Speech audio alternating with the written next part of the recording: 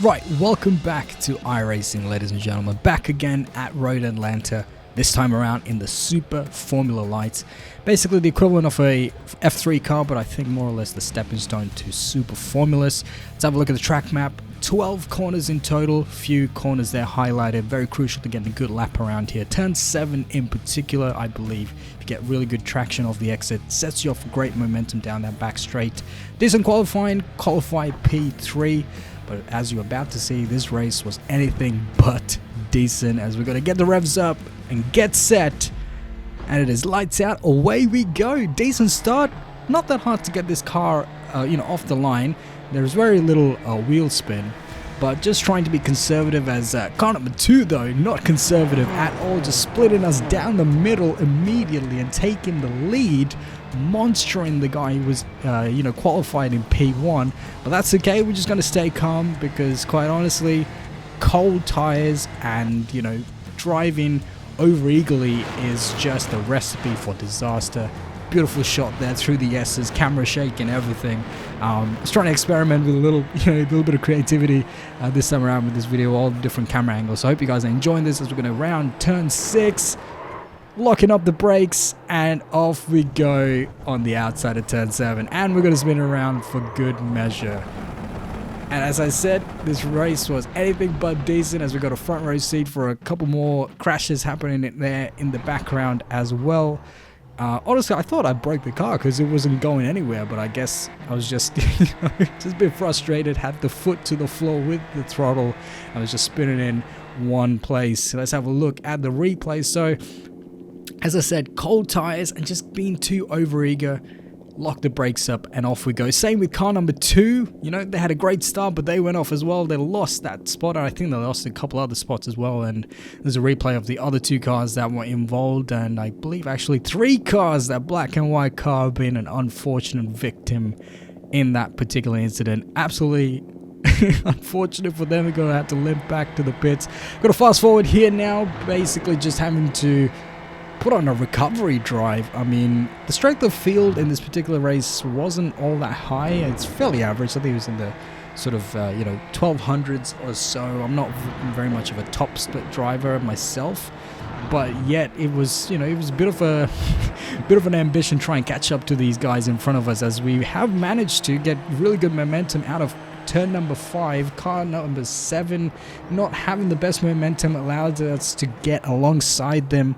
Going into the entry and exit of turn 7, managed to get the job done.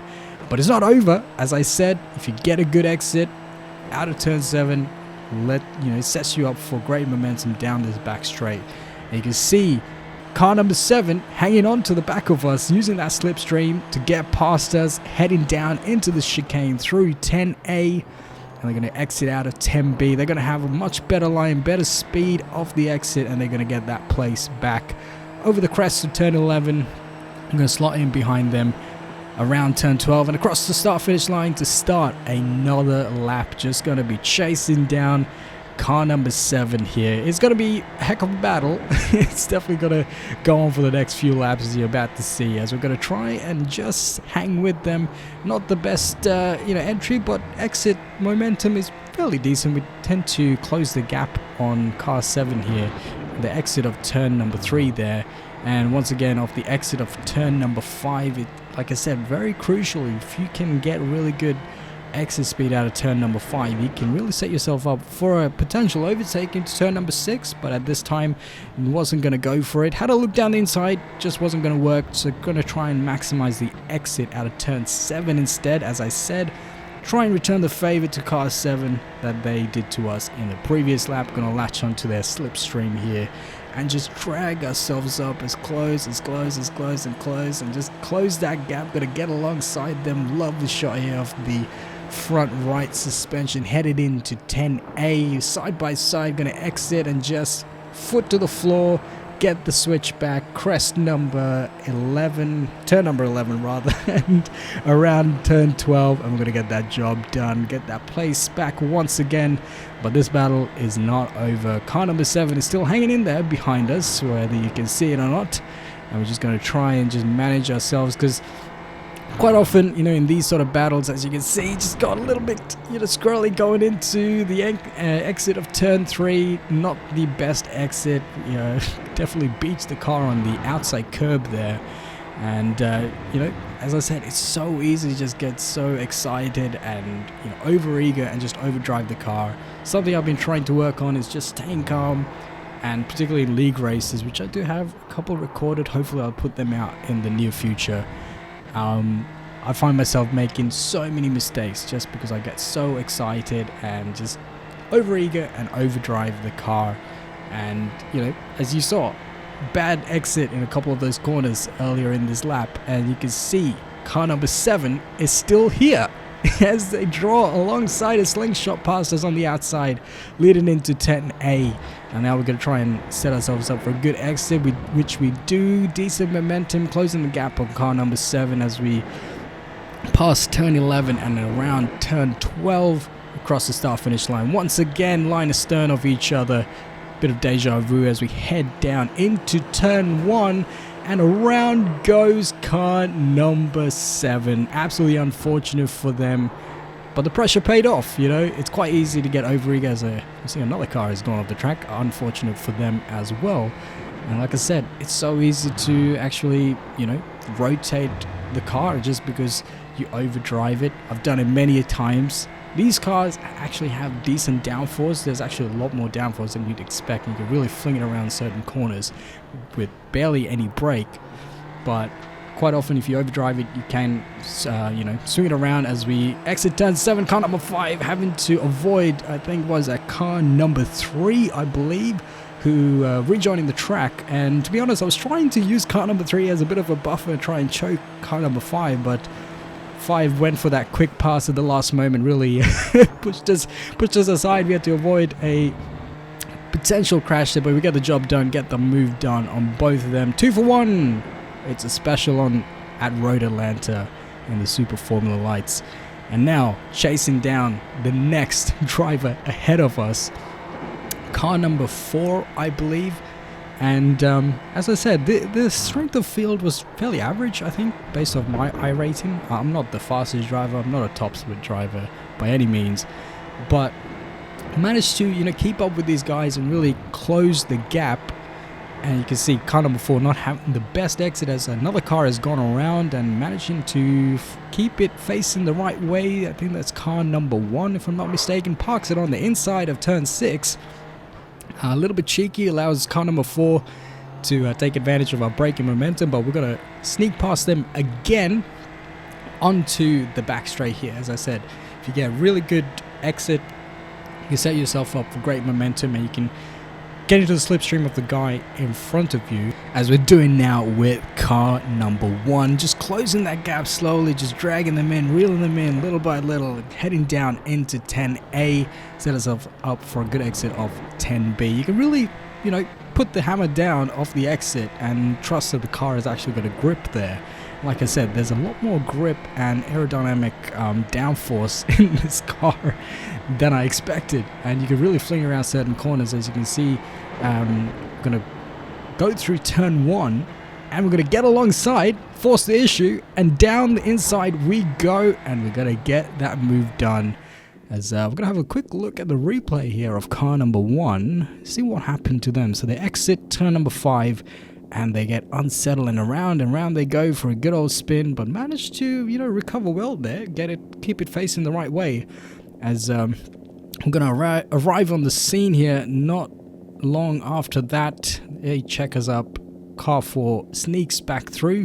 Going to return the serve and sneak back through them on the inside.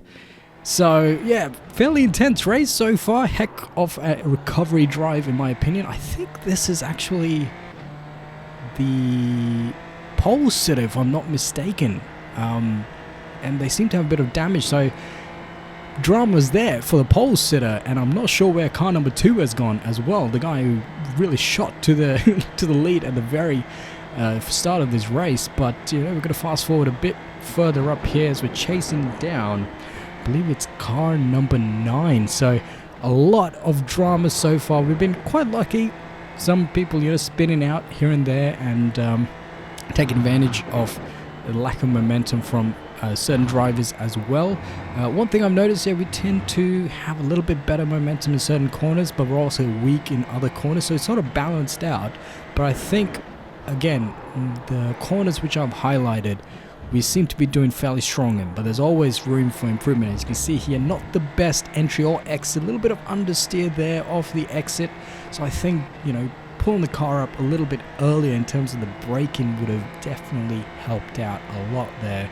Turn 7 in particular it's something that I don't know if this will make sense, but I just keep, you know, thinking that I need to brake later, but in reality you need to brake a lot earlier than you need to. And I think it might just be because of the speed of the car, the momentum. You just want to carry all that speed. You don't want to lose that speed, particularly going through turn 6. You carry a lot of speed still, you know, and you just don't want to lose that speed because you're so used to going fast. As at the end, you can see you're heading through turn 1 even in 6th gear. I don't think fully flat out. I think I lift off the gas ever so slightly, but you can really chuck the car in there without much brake. And definitely through the S's, no brake whatsoever except for into turn 5, down into 4th gear and just sling it out. You can, you know, take a bit of liberty with the curbs, but again, these cars are fairly low, and the curbs in Road Atlanta are quite high, and it's quite easy to beach them as we try and set ourselves up once again for a little bit better exit off turn number 7 rather. And just trying to use that momentum and try and get into the slipstream of car number 9 ahead of us. And you can see we're slowly reeling them in over the last couple of laps, you know, just having that extra bit of speed and momentum through those crucial corners. Speaking of which, coming up to 1, now the last chicane of the lap through 10A down to 3rd gear, and you just foot to the floor and trust that the grip is there. Crest over turn 11, heading down into turn 12. Going to fling it around the inside and slingshot to the outside across the start finish line to start off with another lap, as we're going to jump into a top down view here on the roll bar as around goes car number 9. Basically a carbon copy of what happened with car 7 earlier in the race with that battle we were doing earlier on. And but you know, we'll take the opportunity where it arises, and we'll take back another spot as we fast forward basically to the end of this race. This is the final couple of corners.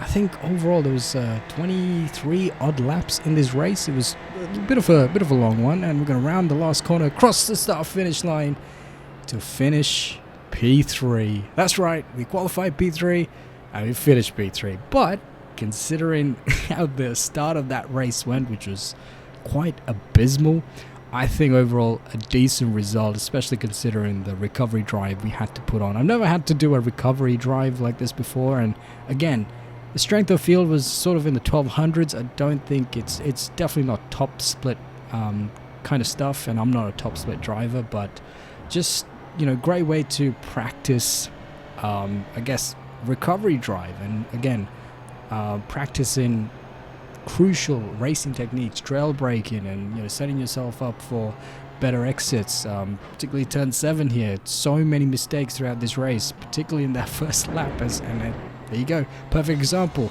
You don't want to mount those curbs, you're just going to beat yourself, and I don't think the damage model in iRacing takes into account damage to your, you know, underfloor, your tray on the underside of the car.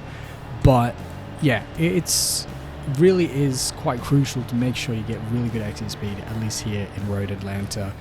Turn 7, very crucial. Turn 10, the chicane here, very crucial. If you can get a good entry and set yourself up, you can really just put the foot down and just trust the grip is there, at least in the Super Formula lights. And yeah, that's basically it. I'm going to pull into the pits here. I hope you guys enjoyed this video. Please do leave a like and subscribe if you haven't already. Would very much appreciate it. And leave your comments down below. Let me know your thoughts. Would love to hear what you guys have to say about iRacing and your experiences. And as always, take care of yourselves, and I will catch you guys in the next video.